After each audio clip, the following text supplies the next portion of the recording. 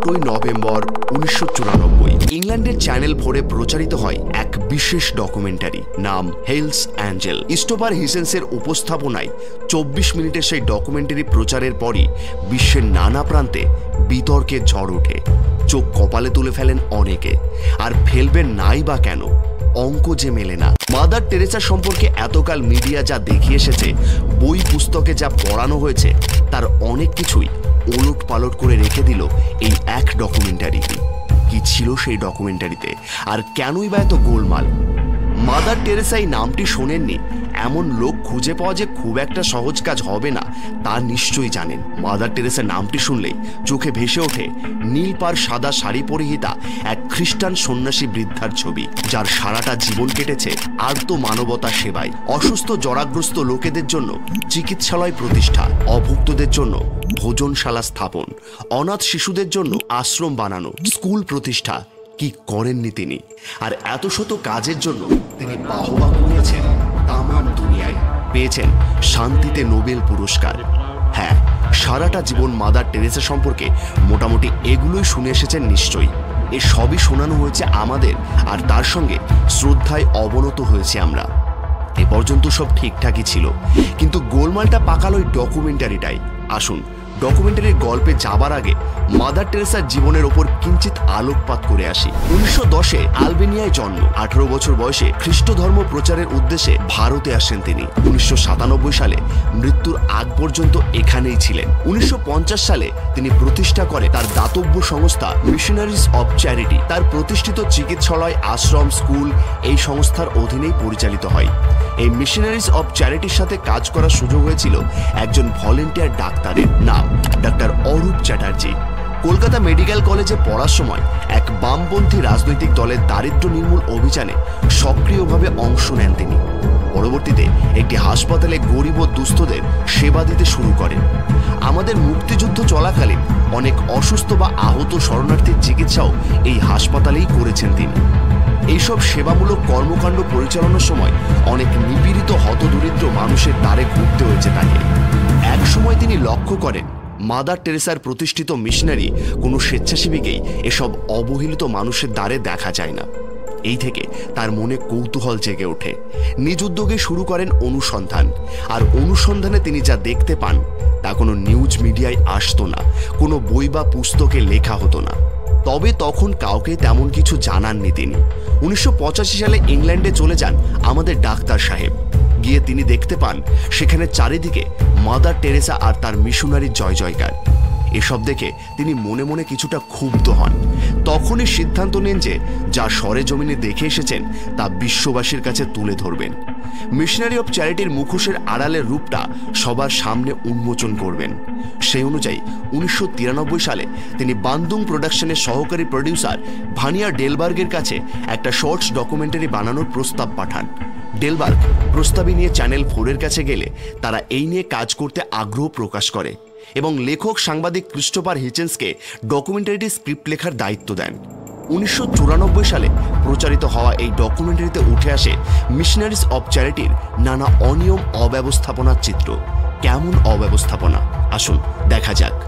প্রথম পয়েন্ট হলো, মাদার টেরেসার প্রতিষ্ঠিত চিকিৎসালয়গুলোতে যারা সেবা দেয় তাদের কোনো স্বীকৃত প্রশিক্ষণ নেই।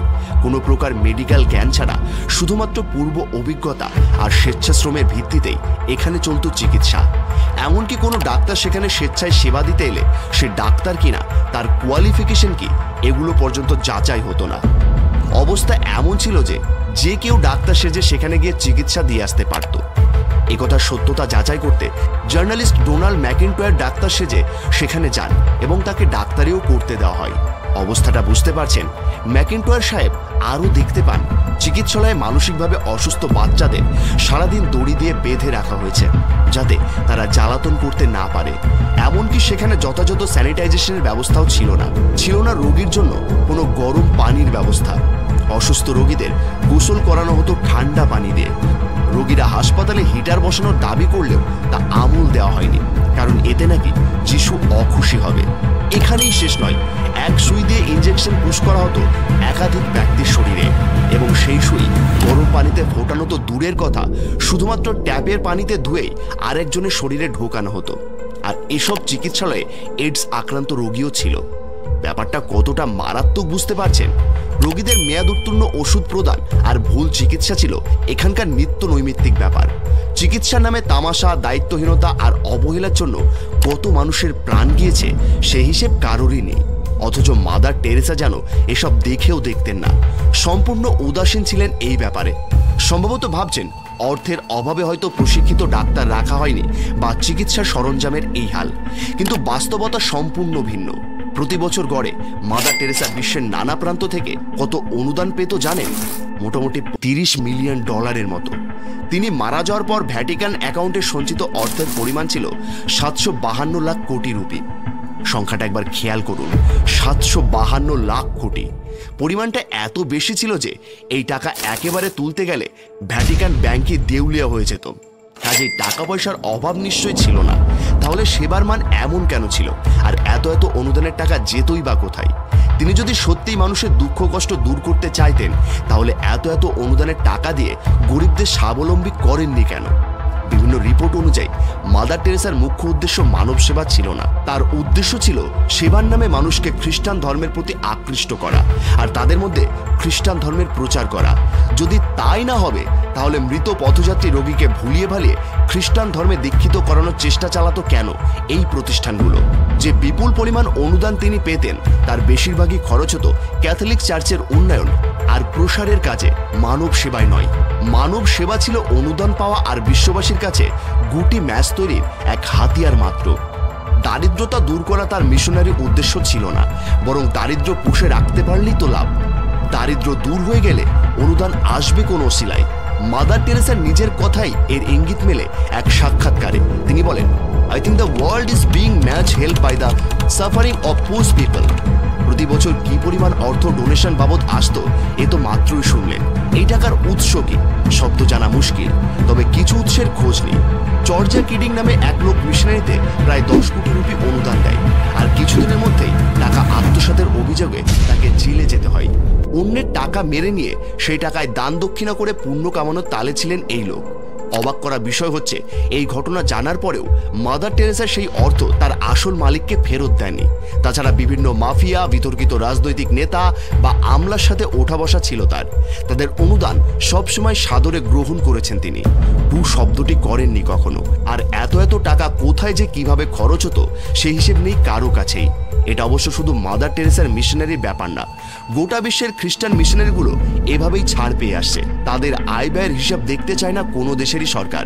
বলা হয়ে থাকে নেভার মিট ইউর হিরোজ। দুঃখজনক হলেও অনেক বেশি সত্যিই কথাটা। 1992 সালে মাদার টেরেসা নিজেই স্বীকার করেন প্রায় 29,000 লোককে মৃত্যুকালে না জানিয়ে তাদেরকে খ্রিস্টান ধর্মে ধর্মান্তরিত করেছিলেন। তার হিসেব অনুযায়ী সংখ্যাটা 29,000 হতে পারে, কিন্তু প্রকৃত সংখ্যা আরও অনেক বেশি বলে অনেকেই মনে করেন। তার বিরুদ্ধে অন্যতম একটা অভিযোগ হচ্ছে, মাদার টেরেসার কাছে কোনো দুস্থ মানুষ সেবা চাইতে আসতো, তখন তাদেরকে খ্রিস্টান ধর্মে দীক্ষিত হওয়ার জন্য চাপ দেওয়া হতো। মাদার টেরেসার সবকিছু ছিল খ্রিস্টান হওয়ার শর্তে, সেটা খাবার হোক কিংবা সেবার জায়গা হোক। মাদার টেরেসা সম্পর্কে সিমিলার অভিযোগ তোলে বিশ্ব হিন্দু পরিবার। তাদের দাবি মাদার টেরেসা হিন্দু ধর্মকে শয়তানের ধর্ম হিসাবে চিহ্নিত করেছিলেন। এমনকি বিশ্বখ্যাত চিন্তাবিদ জার্মান গ্রিয়ার মাদার টেরেসাকে ধর্মীয় সাম্রাজ্যবাদী হিসেবে আখ্যায়িত করেছিলেন। আমরা সাধারণ মানুষরা যাদের আইডল মানি, ভক্তি শ্রদ্ধা করি, তাদেরকে দূর থেকে দেখলে আপাত দৃষ্টিতে নিখুঁত মনে হয়, সঠিক মানুষ বলে মনে হয়। কিন্তু আমরা ভুলে যাই, নিখুঁত মানুষ বলে কিছুই নেই। আমরা কেউই ত্রুটির ঊর্ধ্বে নয়। তাই যখন তাদের কাছ থেকে দেখা যায়, তাদের সম্পর্কে সামূহিক ধারণা পাওয়া যায়, তখন বীতশ্রদ্ধ হয়ে পড়ি আমরা। মাদার টেরেসার মানব সেবার আড়ালের কেচ্ছা শুনে আপনারও তেমন মনে হওয়াটা অস্বাভাবিক বা অযৌক্তিক কিছু নয়। হ্যাঁ, তার উদ্দেশ্য যাই হোক, তাতে মানব জাতির যে উপকার একেবারেই হয়নি তা কিন্তু নয়। তবে বাল্যকাল থেকে যেভাবে চিনে এসেছি আমরা, তার বাস্তব মূর্তি ততটা সৌম্য সুন্দর নয়।